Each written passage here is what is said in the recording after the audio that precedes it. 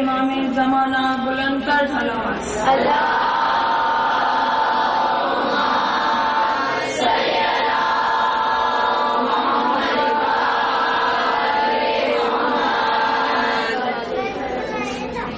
سورہ فاتحہ۔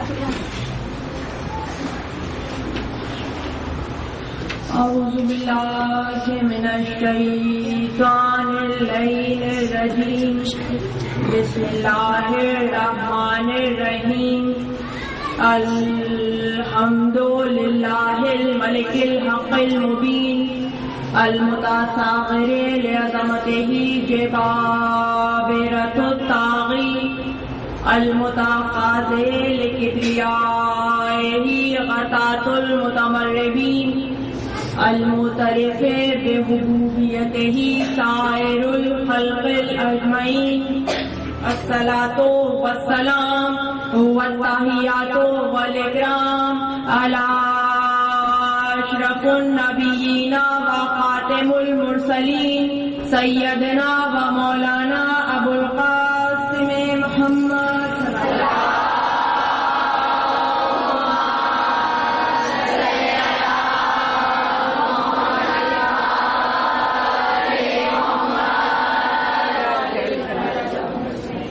واہل بیتہ الطیبین الطاہرین المعصومین المظلومین، اما بعد فقد قال اللہ سبحانہ وتعالی فی محکم کتابہ المبین، بسم اللہ الرحمن الرحیم، ثم اورثنا الکتاب الذین اصطفینا من عبادنا صلوات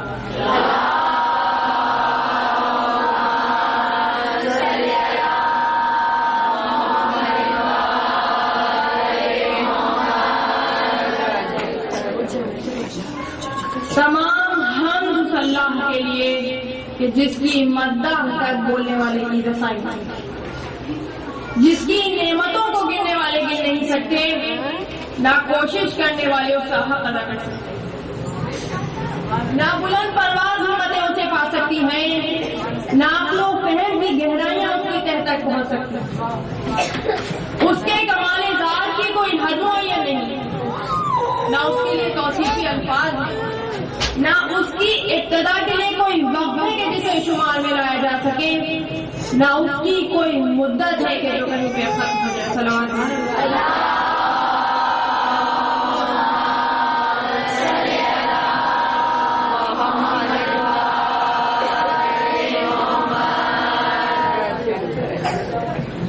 میں نے سرنامہ کلام میں سورہ فاتر کی 32ویں آیت کی تلاوت کا شرح حاصل کیا۔ اس آیت میں خداوند عالم فرما رہا ہے کہ ثم اورثنا الکتاب الذین اصطفینا من عبادنا، کہ ہم نے قرآن کا وارث مصطفیٰ بندوں کو بنایا۔ یعنی خداوند عالم اس آیت میں یہ اعلان کر رہا ہے کہ قرآن لاوارث نہیں ہے، ہم نے قرآن کا وارث مصطفیٰ بندوں کو بنایا۔ مصطفیٰ بندوں کو بنایا، مصطفیٰ کے معنی ہے وہ افراد کے جنہیں چن لیا گیا، جنہیں چن لیا گیا ہو۔ تو خداوند عالم قرآن میں اعلان کر رہا ہے کہ ہم نے اس کتاب ہدایت کا وارث اپنے مصطفیٰ بندوں کو بنایا، اپنے منتخب کردہ بندوں کو بنایا۔ تو اب جب یہ آیت ہم پڑھتے ہیں اور اس کے اوپر غور کرتے ہیں تو ایک سوال ذہن میں آتا کہ اللہ کا نام قرآن میں ہے، محمد رسول اللہ صلی اللہ علیہ وآلہ وسلم کا نام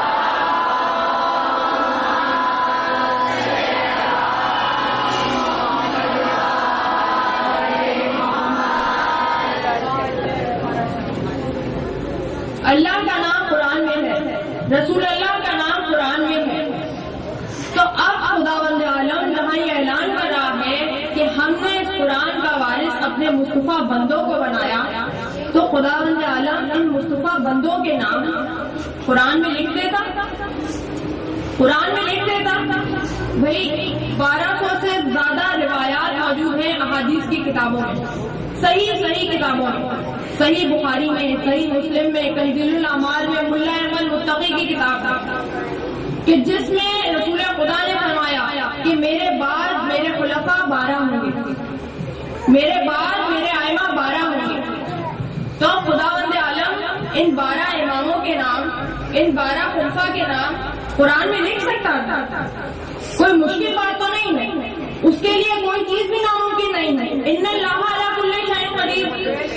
تو خداوند عالم ان مصطفیٰ بندوں کے نام قرآن میں لکھ دیتا. بھائی علی کا نام، حسن کا نام، حسین کا نام، ائمہ آل محمد تک کے نام.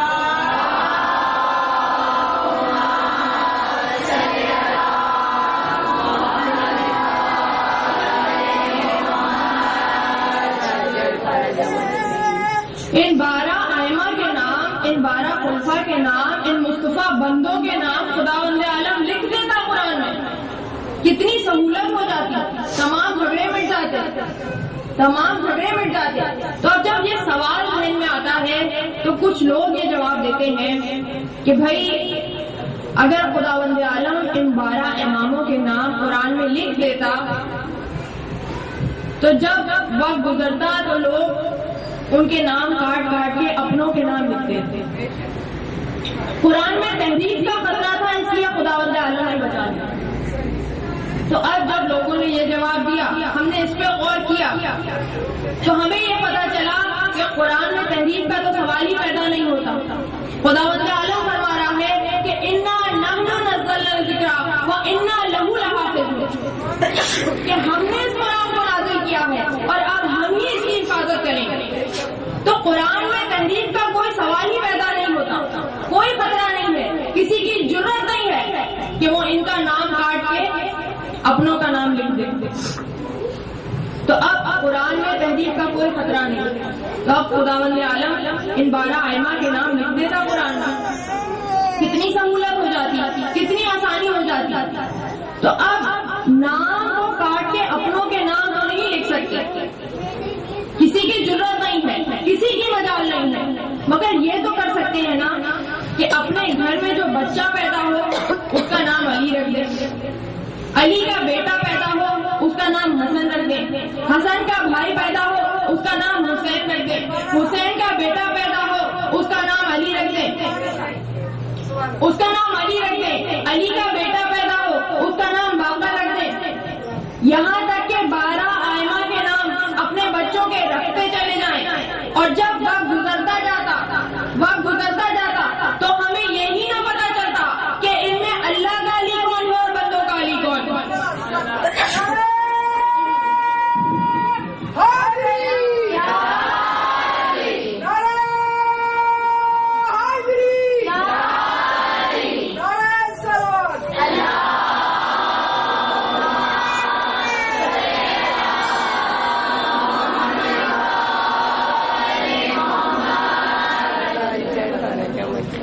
دیکھیے آپ خود سوچئے 1500 سال کے بعد اگر ہم تاریخ کی کتابیں اٹھا کر دیکھتے تو ہم کیا یہ سمجھ پاتے کہ ان میں اللہ کا علی کون ہے، بندوں کا علی کون؟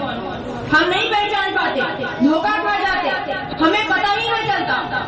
اس لیے خداوند عالم نے ان 12 ائمہ کے نام قرآن میں نہیں لکھے، علی کا نام قرآن میں نہیں لکھا. اللہ نے یہ فیصلہ کیا کہ نام کو کسوٹی نہیں بناؤں گا پہچان کی، علی کا نام قرآن میں نہیں لکھوں گا، علی کا کردار قرآن میں لکھ دوں گا، علی کا کردار قرآن میں لکھ دوں گا. بھائی نام کے علی تو بہت بنا لاؤ گے، ایک کردار کا علی بنا کے لاؤ تو جان، ایک کردار کا علی تو نہیں لا سکتے. علی کے جیسا کردار والا نہیں لا سکتے، جتنی بھی کوشش کر لیں علی کے کردار جیسا نہیں لا سکتے. علی کا کردار کیا ہے کہ خلیفۃ المسلمین ہے، امیر المومنین ہے. کتنی بڑی سلطنت سے حکومت ہے میرے مولا کی کہ باقی صوبے شام کے علاوہ پورے مصر، پورے سندھ میں پھیلی ہوئی ہے حکومت میرے مولا کی. ایک مرتبہ صلوات بولیں.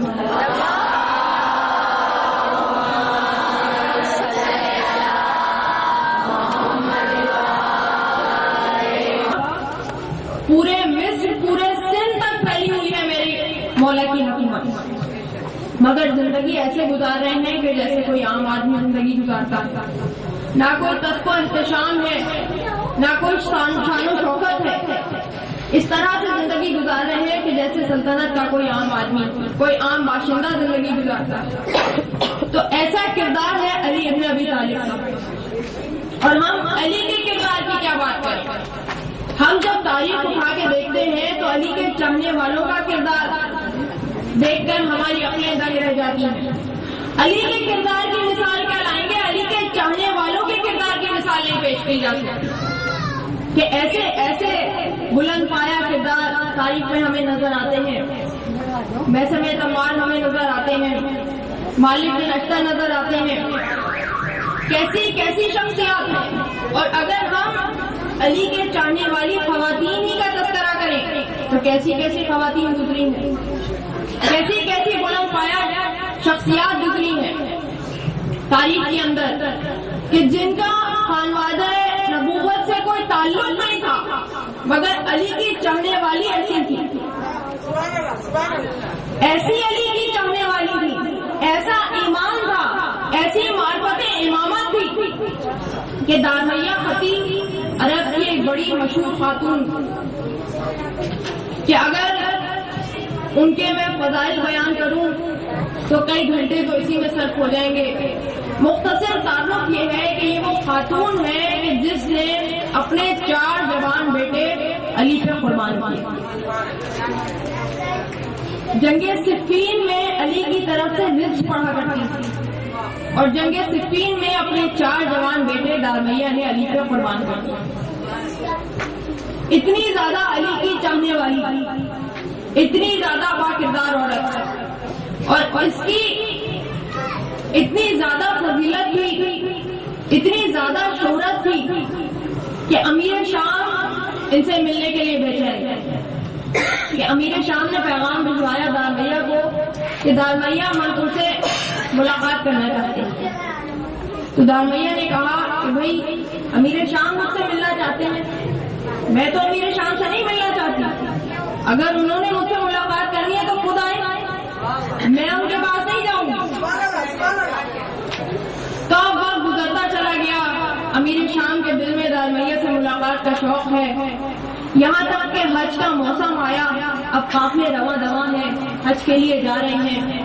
تو ایک موقع یہ آیا کہ جس قافلے میں دارمیہ خطی تھی اور جس قافلے میں امیر شام تھا، قافلہ آمنے سامنے ٹھہر گیا اور اب دونوں کی ملاقات ہو گئی، دونوں آمنے سامنے ہیں۔ ملاقات کا عالم یہ ہے کہ ایک طرف دارمیہ خطی کھڑی ہے اور ایک طرف امیر شام کھڑی ہے۔ تو امیر شام نے دارمیہ سے کہا کہ دارمیہ ہمیں تم سے ملاقات کا بہت شوق تھا، ہمیں تم سے ملاقات کا بہت شوق تھا۔ تو دارمیہ نے کہا کہ مگر مجھے آپ سے ملاقات کا کوئی شوق نہیں تھا، مجھے آپ سے ملاقات کا کوئی شوق نہیں تھا۔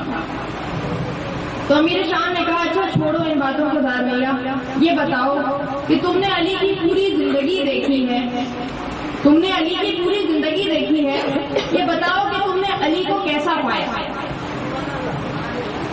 دارمیہ نے کہا کہ امیر شام میں اگر علی کے فضائل بیان کرنا شروع کروں تو پورا حج کا موسم گزر جائے گا مگر بات ختم نہیں ہوگی، بات ختم نہیں ہوگی۔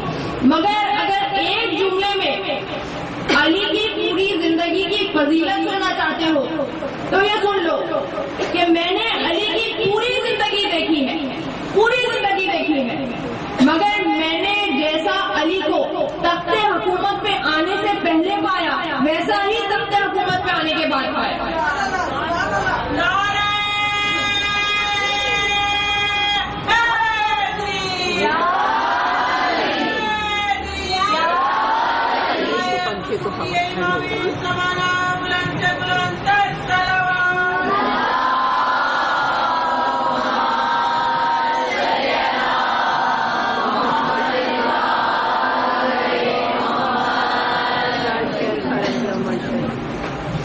میں نے علی کی پوری زندگی دیکھی، جیسا میں نے علی کو تخت حکومت پہ آنے سے پہلے پایا ویسا ہی تخت حکومت پہ آنے کے بعد پایا۔ اس سے بڑا طنز نہیں ہو سکتا امیر شام کی حکومت. امیر شام نے کہا اچھا دارمیہ چھوڑو ان باتوں کو، یہ بتاؤ کہ اگر ہم تمہیں کوئی تحفہ دیں تو تم قبول کرو گے؟ تو دارمیہ نے کہا کہ ہاں تحفہ تو قبول کر لوں گی، مگر امیر شام یہ سن لو کہ تحفہ آ جانے کے بعد، نعمت آ جانے کے بعد، مال مل جانے کے بعد تم ہی رہو گے، علی علی ہی رہیں. نعمت و صلوات بولیے.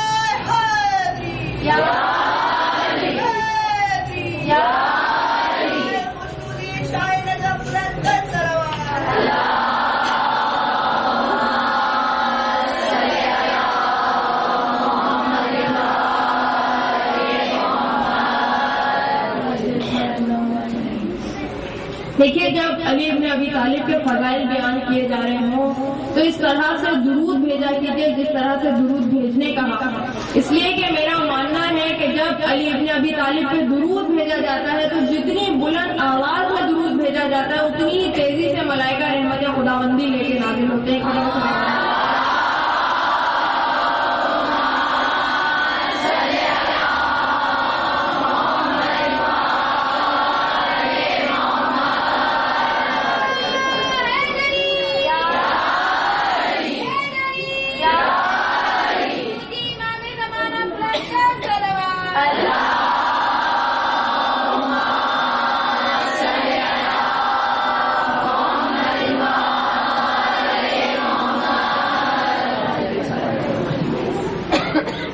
تو دارمیہ نے کیا کہا کہ تحفہ آ جانے کے بعد، مال آ جانے کے بعد تم ہی رہو گے، علی علی ہی رہیں گے.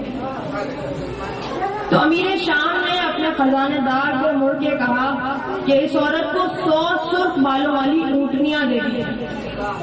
100 سرخ بالوں والی اونٹنیاں، دنیا کی بہترین اونٹنیاں، کہ میں اتنے سال سے عرب میں ہوں، یہ اتنی ریئر اونٹنیاں ہیں، اتنی نایاب اونٹنیاں ہیں کہ میں نے ہر رنگ کی اونٹنی دیکھی، ہر رنگ کی، مگر سرخ بالوں والی اونٹنیاں آج تک نہ دیکھی.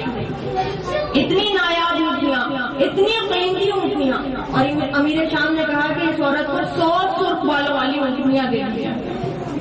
اب جب 100 سرخ بالوں والی اونٹنیاں دارمیہ کے پاس آ گئی، جب دارمیہ کے پاس پہنچ گئی تو ایک مرتبہ امیر شام نے مسکرا کے کہا کہ دارمیہ، علی ہوتے تو اتنا دیتے، علی ہوتے تو اتنا دیتے.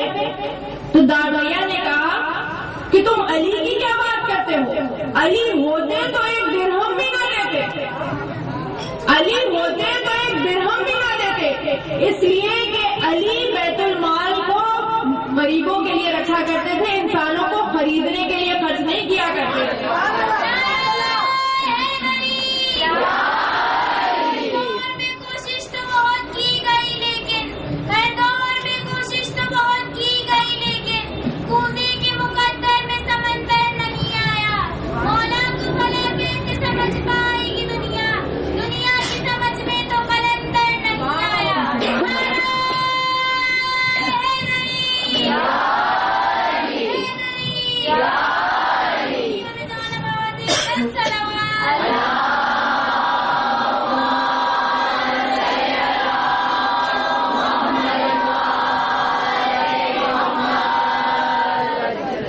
علی ہوتے تو ایک درہم بھی نہ دیتے، اس لیے کہ علی بیت المال کو غریبوں کے لیے رکھا کرتے تھے، انسانوں کو خریدنے کے لیے نہیں خرچ کرتے تھے.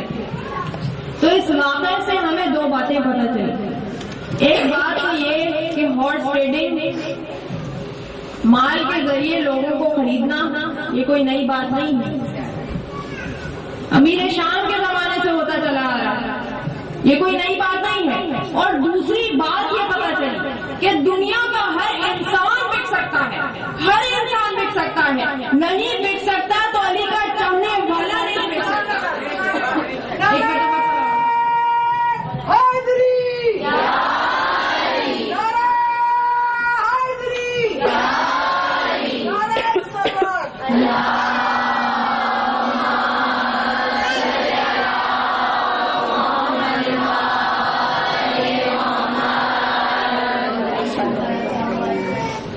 دنیا کا ہر انسان بک سکتا، ہر انسان کی قیمت نہیں بک سکتا تو علی کا چاہنے والا نہیں بک سکتا. تو یہ علی کے چاہنے والوں کا کردار ہے، یہ علی ابن ابی طالب کا کردار ہے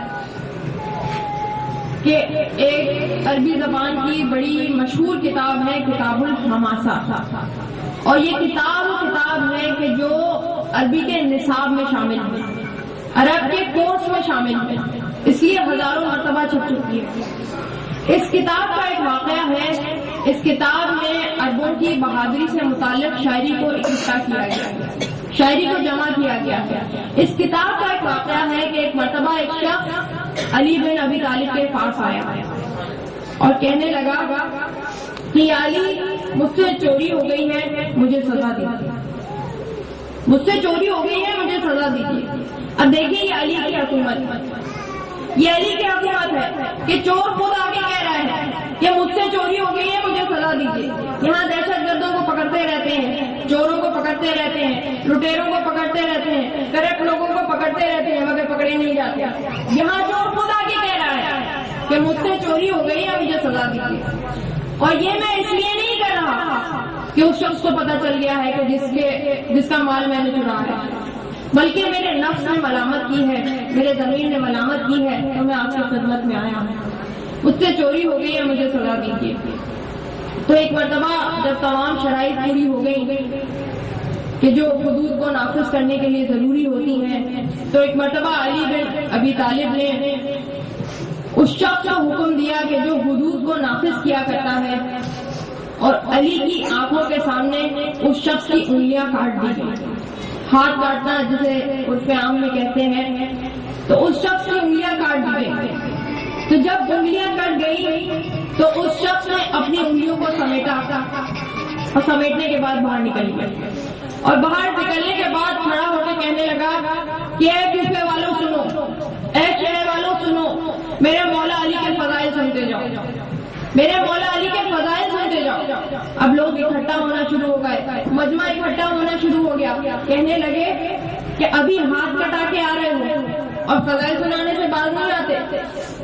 تو کہا کہ ابھی تو ہاتھ کٹا ہے، گردن بھی کٹ جائے تو علی کے فضائل سنانے سے باز نہیں آؤں گا، گردن بھی کٹ جائے تو علی کے فضائل سنانے سے باز نہیں آؤں گا.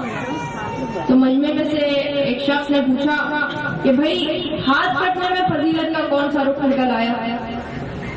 تو کہا کہ ہاتھ کٹنے ہی میں تو فضیلت کا رخ نکلا. علی نے میرا ہاتھ کاٹا تبھی تو مجھے پتا چلا کہ میں تو علی کا دوست ہوں. میں نے بھائی قانون پہ عمل کر دیا، میں تو دوست ہوں، اعلانیہ دوست ہوں. میرا ہاتھ کاٹا تو مجھے پتا چلا کہ علی کی فضیلتیں کیا کیا. اب جو مجمع اکٹھا ہوا ہے ان میں سے بھاگے بھاگے کچھ لوگ علی کے پاس پہنچے، کہنے لگے کہ علی آپ نے کسی شخص کا ہاتھ کاٹا تھا؟ کہا کہ ہاں کاٹا تھا. کہا وہ باہر کھڑا آپ کے فضائل بیان کر رہا تھا. تو میرے مولا نے مڑ کر کہا امام حسن سے کہ جاؤ چچا کو بلا کر لے آؤ، چچا کو بلا کر لے آؤ. گویا رنگ و نسل کی بنیادیں ڈھا دی. وہ کون ہے؟ غلام ہے، کالا حبشی. اسے کہہ رہے ہیں چچا کو بلا کر لے آؤ، اور اصول دے دیا کہ مجرم کو جب سزا مل گئی تو وہ پاک ہو گیا، مجرم کو جب سزا مل گئی تو وہ پاک ہو گیا. چچا کو بلا کر لے آؤ. تو اب وہ شخص آیا اور اس کے بعد علی نے مجمع کے جو ساتھ تھا ان میں سے ایک شخص کو حکم دیا کہ اس کی انگلیوں کو وہیں سے رکھو کہ جہاں سے کٹی. علی کی آنکھوں کے سامنے اس شخص کی انگلیاں وہیں رکھی گئی کہ جہاں سے کٹی تھی. اب مجمع دیکھ رہا ہے. مشہور ترین واقعہ ہے، کتاب الحماسہ عربی کی زبان کی مشہور کتاب ہے، اس کا واقعہ ہے. اور اس میں ہے کہ علی کی آنکھوں کے سامنے اس کی انگلیوں کو رکھا گیا جہاں سے کٹی تھی. اب جب انگلیاں رکھ دی گئی تو میرے مولا نے 2 رکعت نماز شروع کی اور ابھی علی کی نماز تمام نہیں ہوئی تھی کہ اس شخص کی انگلیاں جڑ گئی.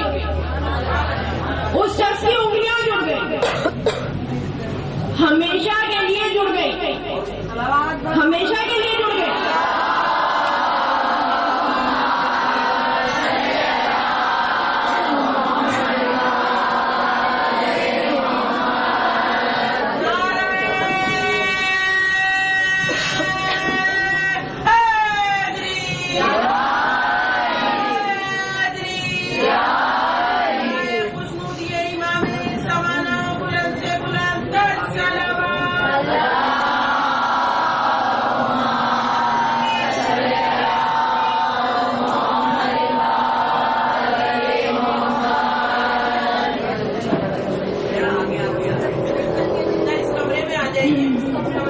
آگے تشریف لائیں.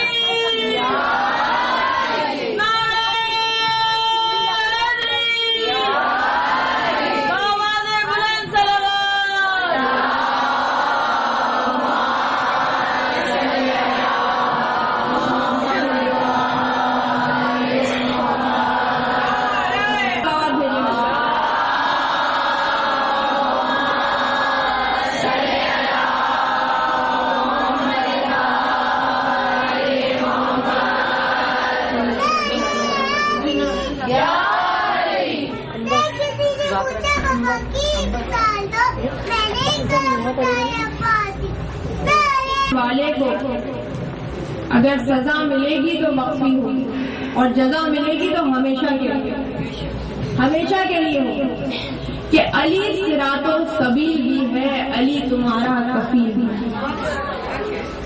علی صراط و سبیل بھی ہے، علی تمہارا کفیل بھی ہے.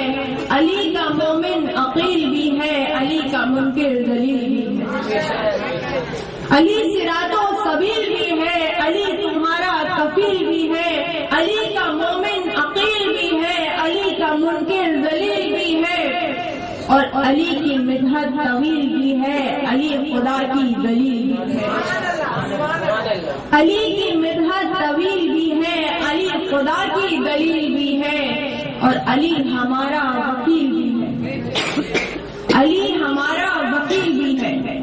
اور حقیقتاً مجھ سے جنگ ہوگی اگر تم الجھو گے اس علی سے. کون کہہ رہا ہے؟ رسول خدا کہہ رہے ہیں کہ حقیقتاً مجھ سے جنگ ہوگی اگر تم الجھو گے اس علی سے. یہاں علی ہے، وہاں علی ہے، بتاؤ بھاگو گے کس علی سے؟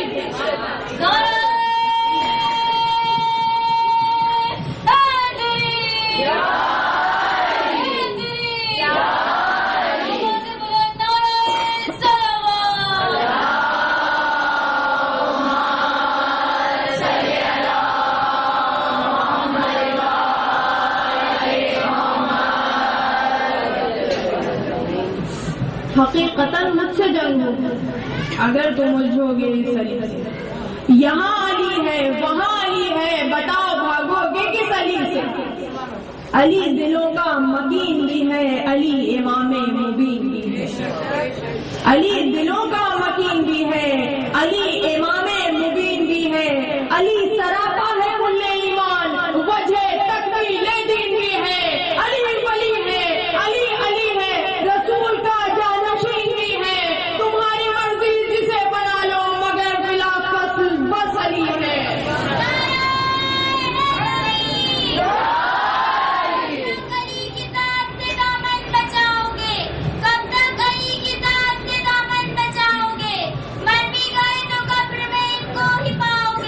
میزان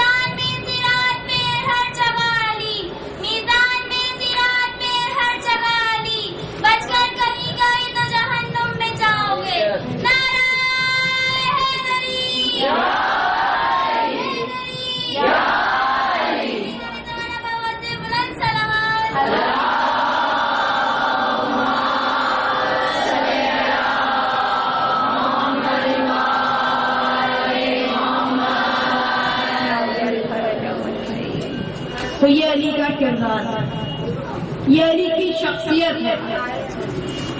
اور آدم و عالم کی تاریخ میں عجیب بات ہے، فقط ہمیں ایک لفظ ایسا ملا کہ جو لفظ علی کے ساتھ ہم رنگ ہو گیا، ہم وزن ہو گیا. علی ولی کے ساتھ اور ولی علی کے ساتھ ہم رنگ ہو گیا، ہم وزن ہو گیا. ایسا معلوم ہوتا ہے کہ ایک ہی بات ہے، چاہے یا علی کا ہو چاہے یا ولی کا ہو، ایک ہی بات ہے، چاہے یا علی کا ہو چاہے یا ولی کا ہو. اور علی فقط ایک شخصیت کا نام نہیں ہے، علی فقط ایک شخصیت کا نام نہیں ہے، علی ایک پورے سلسلے کا نام ہے. علی ایک پورے سلسلے کا نام ہے کہ اشہد ان علی ولی اللہ کی جب ہم نے گواہی دی تو ہم نے اس پورے سلسلے کی گواہی دی، پورے سلسلے کی گواہی دی. ممکن ہو کسی دل میں یہ خیال پیدا ہو کہ یہ کلمہ بدلتا کیوں نہیں، اشہد ان علی ولی اللہ بدلتا کیوں نہیں؟ ارے بدلے کیوں؟ سب کے سب علی ہے، سب کے سب علی ہے. اگر کوفے کے منبر پہ ہے تو علی ہے، جسر بغداد میں ہے تو علی ہے، خراسان کے شہر میں ہے تو علی ہے، کربلا کے میدان میں ہے تو علی ہے، اور قائم آل محمد ہے تو علی ہے.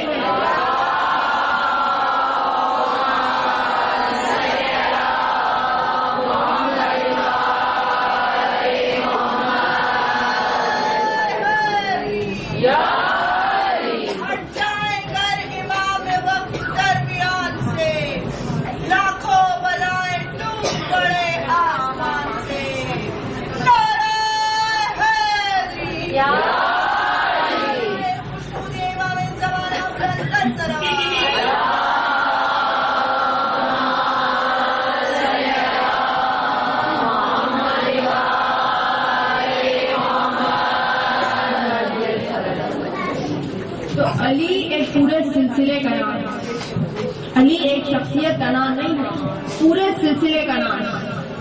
انعمت علیہم کی تفسیر میں علی ایک پورے سلسلے کا نام ہے. یہ وہ نعمتیں ہیں کہ جو ہمیں سلسلہ وار عطا ہوئی، یہ ہدایت کے وہ دروازے ہیں کہ جو ایک پورا سلسلہ کہ جو ہماری ہدایت کے لیے خداوند عالم نے کھولا. علی فقط ایک شخصیت کا نام نہیں ہے. جو لوگ علی کو فقط کچھ وقت تک محدود سمجھتے ہیں وہ بہت غلطی کرتے ہیں. علی وہ شخصیت ہے کہ جو قیامت تک کے لیے ہدایت کا در ہے، قیامت تک کے لیے ہدایت کا در ہے. اور یہ وہ ہدایت کا راستہ ہے کہ جہاں پہ ہمیں 14 معصومین نظر آتے ہیں.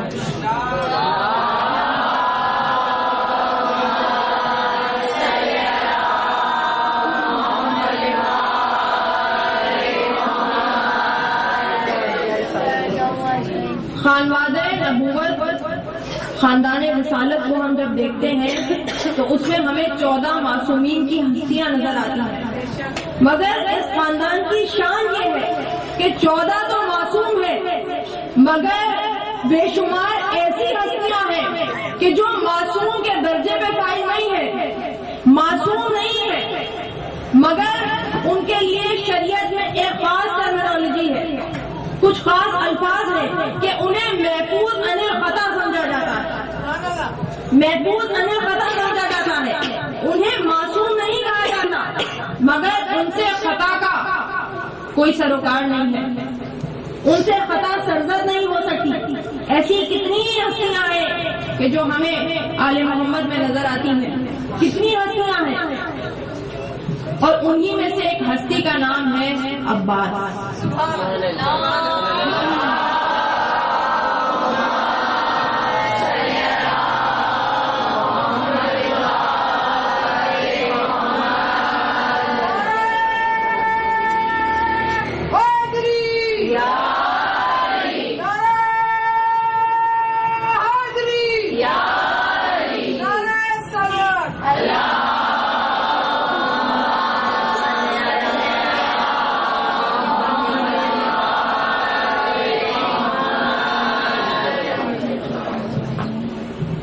عباس وہ شخصیت ہے کہ جو محفوظ عن الخطا ہے، معصوم نہیں ہے، امام نہیں ہے، مگر فقیہ ہے، عالم ہے اپنے زمانے کے، علم اور فقہ کی وہ معراج ہے عباس کی شخصیت میں کہ جو عباس کو دیکھتا ہے وہ علی کہتا ہے، اس لیے کہ وہاں شجاعت بھی ہے، وہاں علم بھی ہے،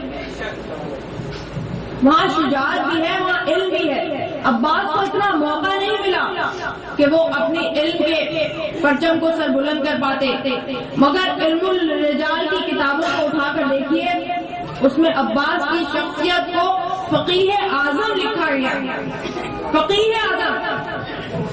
تو عباس کسی معمولی شخصیت کا نام نہیں ہے، عباس تو وہ شخصیت ہے کہ جو علی مرتضیٰ کی دعا ہے، علی مرتضیٰ کی آرزو کا نام ہے عباس۔ اور اگر عباس کے علم کو، عباس کی معرفت کو سمجھنا ہو تو ہم جب تاریخ اٹھا کے دیکھتے ہیں تو ہم دیکھتے ہیں کہ عباس بہت چھوٹے سے تھے اور علی ابن ابی طالب انہیں گنتی سکھا رہے تھے۔ بچہ کتنا چھوٹا ہوتا ہے کہ جب اسے گنتی سکھائی جاتی ہے، کتنا کم سن ہوا کرتا ہے۔ تو علی نے کہا کہو عباس واحد، عباس نے کہا واحد، عباس نے کہا واحد۔ تو علی مرتضیٰ نے کہا کہو اتنین، عربی میں جسے کہتے ہیں دو، کہو دو۔ تو اب عباس جواب نہیں دیتے، عباس جواب نہیں دیتے۔ علی مرتضیٰ نے کہا پھر کہو اتنین، عباس جواب نہیں دیتے۔ تو کہا کہ تم بولتے کیوں نہیں؟ تو عباس نے کہا کہ مجھے حیا آتی ہے کہ جس زبان سے میں نے واحد کہہ دیا اس سے دو کس طرح سے کہا۔ تو معرفت توحید کی معراج ہمیں عباس کی شخصیت میں نظر آتا ہے کہ اتنی کم سنی میں عباس کو توحید کی ایسی معرفت حاصل ہے، کتنی کم سنی میں۔ اور عباس کے فضائل کا تذکرہ اگر میں کرنا شروع کروں تو کئی پہر گزر جائیں گے اور بات ختم نہیں ہوگی، مگر اگر چند جملوں میں بیان کروں تو الفاظ کے مالک میرا معیار بنا دے، الفاظ کے مالک میرا معیار بنا دے، مجھ کو میرے غازی کا وفادار بنا دے، الفاظ کے مالک میرا معیار بنا دے، مجھ کو میرے غازی کا وفادار بنا دے، اتنا تو مجھے صاحب کردار بنا دے، شبیر کے غفار کا غفار بنا دے۔ الفاظ کے مالک میرا معیار بنا دے، مجھ کو میرے غازی کا وفادار بنا دے، اتنا تو مجھے صاحب کردار بنا دے، شبیر کے غفار کا غفار بنا دے۔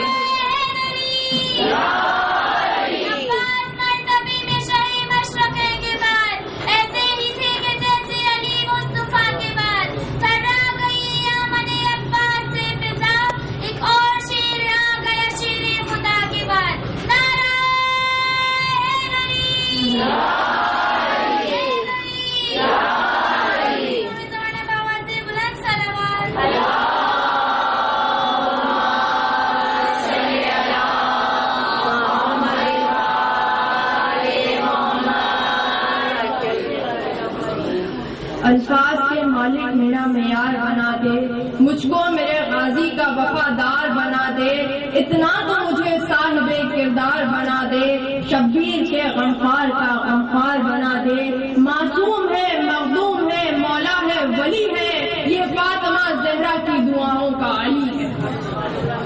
معصوم ہے، مخدوم ہے، مولا ہے، ولی ہے، یہ فاطمہ زہرا کی دعاؤں کا علی ہے۔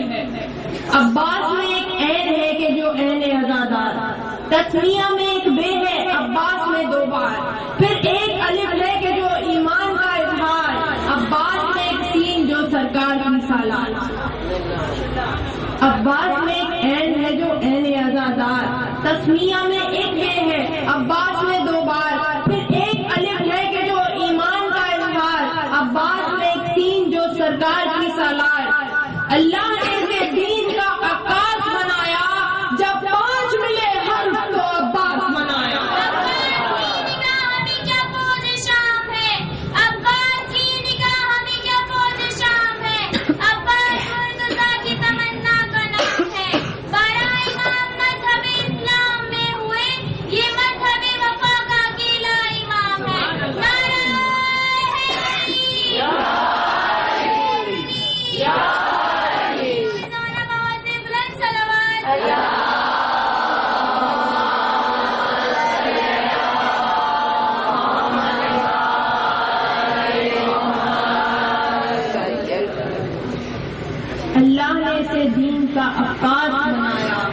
جب 5 ملے ہر تو عباس بنا۔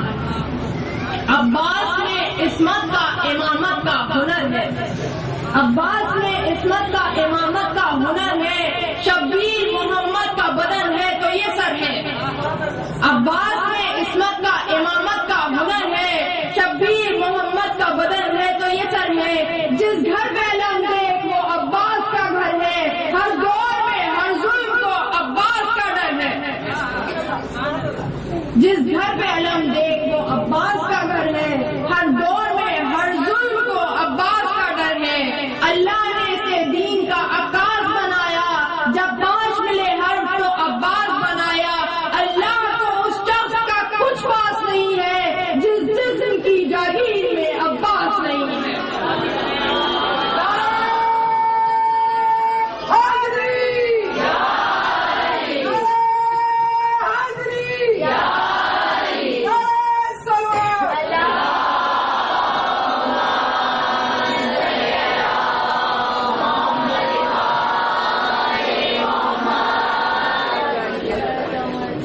تو یہ عباس کی شخصیت ہے، یہ عباس کا کردار ہے۔ اور عباس علی مرتضیٰ کی آرزو کا نام ہے کہ میرے مولا نے یہی دعا کی تھی نا کہ خداوند عالم مجھے ایسا شجاع بیٹا عطا کرے کہ جو کربلا میں حسین کے کام آئے، جو کربلا میں حسین کے کام آئے۔ اب کچھ لوگ یہ سمجھتے ہیں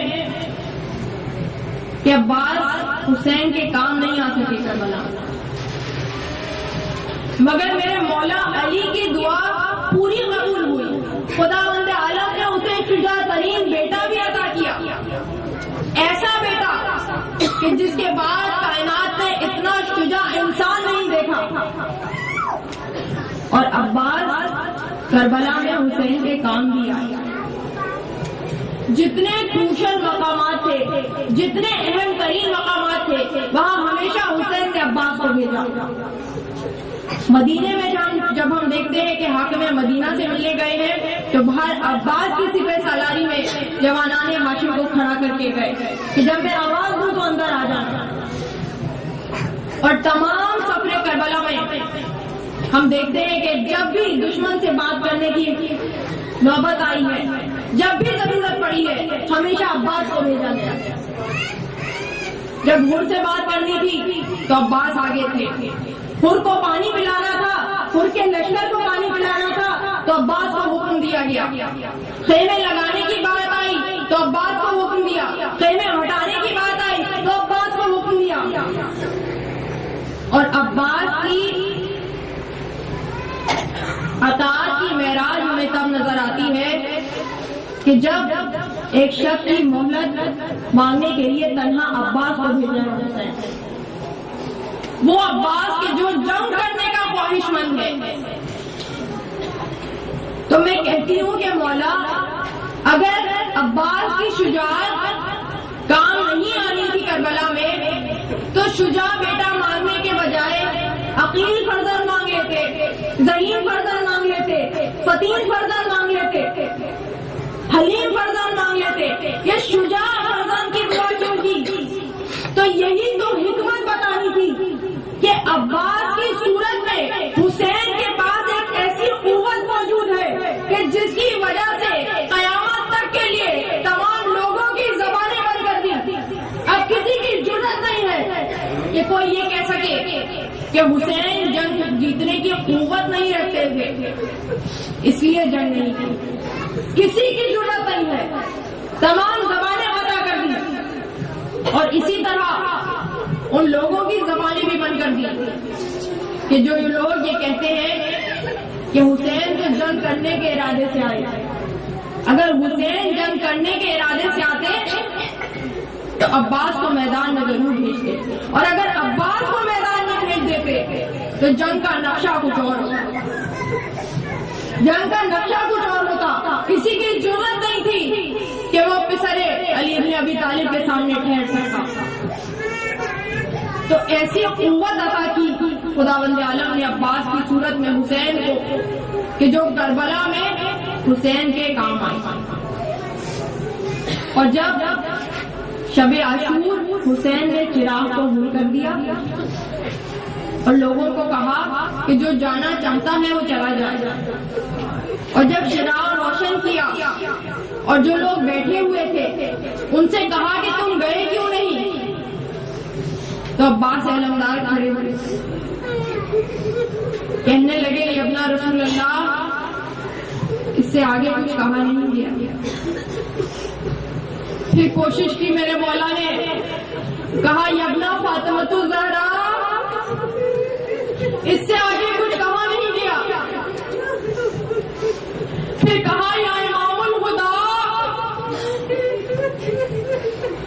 کہتے ہیں کہ مولا وہ وقت یاد کیجیے کہ جب میرے بابا نے میرا ہاتھ آپ کے ہاتھ میں دیا تھا، میں اس ہاتھ کو چھوڑ کے کیسے چلا جاؤں۔ یہ عباس کی وفاداری کی معراج ہے۔ اور جب روز عاشور نمودار ہوئی، علی اکبر اذان دے چکے اور جنگ کی تیاریاں ہونی شروع ہوئی، تو ایک مرتبہ میرے مولا نے اپنا علم عباس کے ہاتھ میں دے دیا، گویا عباس کو کہہ دیا کہ اب جب تک فوج کا ایک بھی آدمی باقی ہے، ایک بھی سپاہی باقی ہے، تم جنگ کرنے کے لیے نہ کہنا۔ عباس کے ہاتھوں میں زنجیریں پڑ گئی، عباس بے چین ہے جنگ کرنے کے لیے، مگر اجازت نہیں مل سکتی، اس لیے کہ لشکر کے علمدار ہیں اور انہیں وہ وقت یاد ہے کہ جب وقت رخصت بابا نے سب کا ہاتھ امام حسن کے ہاتھ میں دے دیا اور اپنی وصیتیں کر دی۔ ایک مرتبہ کہیں سے رونے کی آواز آئی، علی مرتضیٰ نے آنکھیں کھولی، پوچھا یہ کون رو رہا ہے، کہا ام البنین رو رہی ہے۔ ایک مرتبہ قریب بلایا، پوچھا کیا بات ہے، تو ام البنین نے روتے ہوئے کہا کہ مولا آپ نے سب کو حسن کے حوالے کر دیا، میرے بیٹے عباس نے کیا قصور کیا ہے، اس کو حسن کے حوالے نہ کیجیے گا۔ ایک مرتبہ عباس کو پاس بلایا، شانوں کو حسرت سے دیکھا، دونوں شانوں کا بوسہ لیا اور حسین کو بلایا اور دونوں ہاتھ حسین کے ہاتھ میں دے دیے۔ اب کربلا کے میدان میں عباس جانتے ہیں کہ میں نے حسین کا ساتھ کس طرح دینا ہے، اطاعت کی معراج کو کس طرح پورا کرنا ہے، کس طرح میں نے مطیع اور فرما بردار رہنا ہے، یہاں تک کہ تمام انصار جا چکے، اقربا جا چکے، عباس خاموش ہے، ایک کے بعد ایک تمام پیارے جانا شروع ہوئے، یہاں تک کہ جب قاسم اور محمد بھی شہید ہو چکے، تو ایک مرتبہ عباس خدمت اقدس میں آئے اور کہنے لگے کہ مجھے جنگ کی اجازت دیجیے۔ حسین نے ایک مرتبہ کہا کہ عباس تمہیں کیسے اجازت دے دوں، تم تو میرے لشکر کے علمدار ہو۔ عباس نے ایک مرتبہ دائیں دیکھا، ایک مرتبہ بائیں دیکھا اور کہتے ہیں کہ مولا وہ لشکر کہاں ہے کہ جس کا میں علمدار ہوں۔ جب اجازت نہیں ملی، ایک مرتبہ قلعے میں آئے، جب سکینہ کی حالت لڑش کی سزائیں سنی، تیزی سے سکینہ کے پاس گئے، کہا کہ اپنا کوزہ اٹھا کے لیا، اپنا مشکیزہ اٹھا کے لیا، میں پانی لے کے آؤں گا، میں پانی لے کے آؤں گا۔ سکینہ خوش ہو گئی، یہ نہیں جانتی کہ عباس کہاں جا رہے ہیں۔ میری بی بی زینب کہتی ہے کہ جب میں عباس کو دیکھا کرتی تھی اور ستاتی جائے گی تو میں سوچتی تھی کہ جس کے سارا جوان بھائی ہو اور عباس جیسا بھائی ہو، اس کے بازو میں کون رسن پا سکتا ہے، جب علی کی بیٹی نہیں سو سکتی تو سکینہ